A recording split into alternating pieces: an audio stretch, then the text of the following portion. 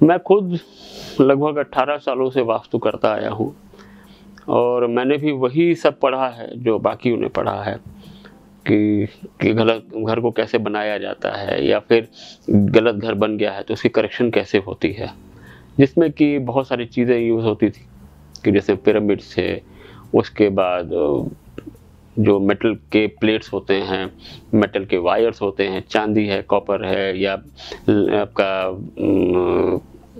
Copper iron है, उसके बाद एल्युमिनियम का यूज़ होता है, आपका लेड का यूज़ होता है।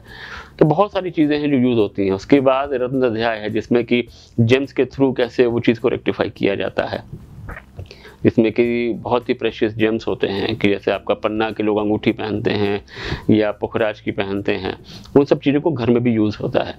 एक और बहुत ही अच्छा मेथड है रुद्राक्ष का मेथड है, जिसमें उस जोन के रुद्राक्ष होता है। लेकिन वो ये सारी चीज़ें जो मैंने सीखी वो अब आउटडेटेड हमको लगती हैं, क्योंकि अब समय आ गया है कि अब ना ही हम कहीं पर भी कोई भी ऐसा घर जो इंटीरियर के हिसाब से बहुत खूबी से किया गया हो, जहां लाखों रुपए आज लोग साजो सज्जा में लगाते हैं और लोग आज कम ध्यान देते हैं वास्तु के ऊपर, उसकी एक्यूरेसी के ऊपर, वो इसलिए क्योंकि उसके लिमिटेड स्कोप है ब्यूटिफिकेशन का। आज हमको इंसान को छोड़ना होगा कि घर के साजो सज्जा वो अपने हिसाब से रखे और उसकी एनर्जी उसके बाधा ना आए उसके जीवन शैली में। कभी भी हम यंत्रों की बात ना करें, क्योंकि यंत्र अगर घर में लगते हैं तो यंत्र को डेली एनर्जाइज होना, उसकी पूजा होना ज़रूरी है, उसका आवाहन होना, उसका पर डे पूजन होना बहुत ज़रूरी है। उसको देवता के हिसाब से ही उसको होता है और कहीं भी आप डेकोरेशन के हिसाब से नहीं लगना चाहिए। रही बात कलर्स की, तो कलर्स आप हर जोन में नहीं लगा सकते कि अगर कहीं पे ब्राउन टोन या ब्लैक टोन आजकल चल रहा है तो ब्लैक टोन तो हालांकि बहुत गलत है जो मेरे एक्सपीरियंस में आया है, लेकिन अगर ब्राउन टोन भी है जो ज़्यादातर होता है कि एक वुड कलर के हिसाब से वो चीज़ें डेकोरेट होती हैं तो बहुत ठीक है, वो सूटेबल है। लेकिन अगर उसी कमरे में आप बोलो कि उसी घर में कि साउथ ईस्ट डायरेक्शन की इस दीवार को आप लाल कर दो, वो भी एकदम अटपटा लगेगा। वो ऐसा लगेगा कि जैसे कि वो एक मखमल के पर्दे के ऊपर टाट का पैबंद लग गया है। अगर हम ये बात करें कि लाल बल्ब लगाना है इधर, ग्रीन बल्ब लगाना है उधर, अब वो प्रैक्टिकल नहीं है। इतनी बिजली वेस्ट होना, क्या वास्तु सिर्फ इन्हीं सब चीज़ों के लिए है, डराने के लिए है कि आप वो वहाँ पे ये चीज़ लगा दिए या दूसरों को दिखाने के लिए है? अब ऐसी चीज़ों के थ्रू ही होकर के ये सवाल जब मेरे दिमाग में आए हैं, तब मैंने सोचा कि एक नई विधा के हिसाब से काम करना चाहिए, कोई नई चीज़ें ढूंढनी बहुत ज़रूरी है। तब मैंने काम किया एसेंशियल ऑयल्स के ऊपर। एसेंशियल ऑयल्स की वो ताकत, वो शायद जो अभी तक अनकवर्ड थी या डिस्क्लोज नहीं हुई थी, उसमें इतना पोटेंशियल है कि एक घर में बड़े ही आराम से रेमेडीज हो सकती हैं। एक छोटी सी 1 इंच की बॉटल, छोटी सी सिर्फ 1 इंच की बॉटल है, ऐसी लगभग 10-12 बॉटल का इंस्टॉलेशन अगर किसी भी घर के अंदर होता है, किसी भी बिल्डिंग में होता है, किसी भी फैक्ट्री में होता है, तो वो फैक्ट्री या वो जगह या वो घर आराम से एनर्जाइज हो जाता है। वहाँ पे कोई दीवार तोड़ने की ज़रूरत नहीं है, वहाँ पे कोई यंत्र लगाने की ज़रूरत नहीं है।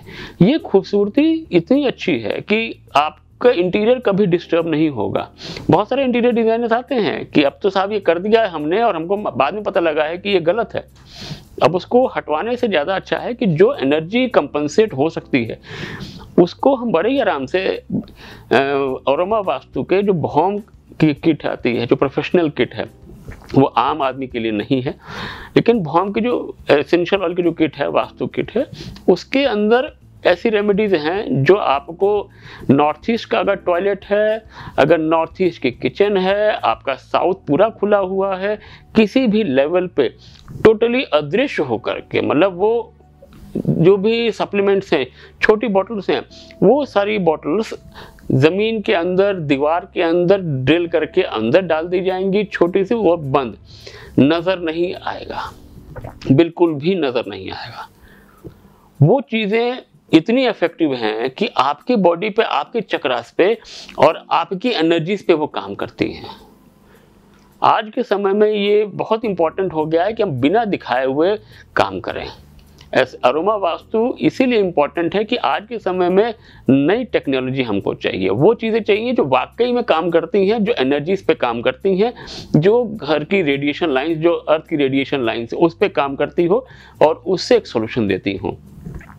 अरोमा वास्तु इन्हीं सब पे सोल्यूशन के हिसाब से धीरे धीरे सालों साल मैंने रिसर्च करके इसको प्रोडक्ट्स को डेवलप किया है और इस तरीके से किया है कि एक आम आदमी इसको अफोर्ड कर सकता है और एनर्जी कई गुना ज़्यादा है। भले वो क्रिस्टल ऑयल्स हैं, क्रिस्टल्स हैं, भले वो पिरामिड्स हैं, किसी भी लेवल पे क्रिस्टल्स जब भी होंगे उनको सनलाइट चाहिए एनर्जी के लिए, कुछ ना कुछ उनको एनर्जी चाहिए, उनको एक्टिवेशन चाहिए। कुछ समय के बाद वो नेगेटिव होते हैं। जी हाँ, आपके क्रिस्टल्स नेगेटिव होते हैं। आपकी अंगूठियां जो आप पहन के रखते हो वो कुछ समय के बाद नेगेटिव होती हैं। या तो आप जाप कर रहे हो या तो आप हवन कर रहे हो, तब तो वो ठीक है, नहीं तो वो काम नहीं करती जो नहीं कर रही होती हैं। बस आपने बस दिखावे के लिए पहनी है अंगूठियां। ये हम लोग पर डे वो चीज़ एक्सपीरियंस करते हैं, वो इस चीज़ को स्कैन करके देखते हैं। एसेंशियल ऑयल्स बहुत ही खूबसूरती से काम करते हैं और यही एक वजह है कि एसेंशियल ऑयल्स की अब यूज़ बढ़ता ही जा रहा है, क्योंकि जो प्रोफेशनल्स हैं, हाई एंड प्रोफेशनल्स हैं, अब वो चीज़ को यूज़ कर रहे हैं और इसकी दक्षता को वो देखते हैं और बहुत ही अच्छे रिजल्ट्स इसके अंदर हैं। कि अगर कोई भी एरिया कट है जिसको आप नहीं बढ़ा सकते, कोई भी एरिया एक्सटेंडेड है वो नहीं कर सकते। अब एक बड़ी सी, अगर मान लीजिए कि आपके नॉर्थ ईस्ट में बड़ी सी एक बिल्डिंग है तो उसकी छाया आपके ऊपर पड़ रही है, उसको आप खत्म ऐसे नहीं कर सकते क्योंकि पड़ोसी की बिल्डिंग है। आप अपने घर को इतना एनर्जाइज कर दीजिएगा नॉर्थ ईस्ट को कि वहां से एनर्जी का एकदम सोर्स शुरू हो जाता है। आप ब्रह्म स्थान को अगर एक्टिवेट करना है तो ब्रह्म स्थान का जो भौम का एसेंशियल ऑयल की बोटल्स होती है उसको आप इंसर्ट करोगे कार्टेज को and you get the energy. तो टोटल एनर्जी सॉल्यूशन है अरोमा वास्तु में, जो कि अब आपको ना हो कोई तोड़ना है। और ये सारी चीजें एक घर को करने में 1 घंटे से 1.5 घंटे के अंदर एक 2 BHK 3 BHK को आराम से काम हो जाता है, बहुत ही आराम से। आपका अगर रेंटेड हाउस है तो भी कोई इशू नहीं है, क्योंकि आप जहां रहते हो वो जगह इंपॉर्टेंट है, आपका ओनरशिप कहां पे है वो सेकेंडरी फैक्टर है। तो अरोमा वास्तु आज के समय के हिसाब से नई रेमेडीज हैं जो आज के समय को चाहिए। Thank you.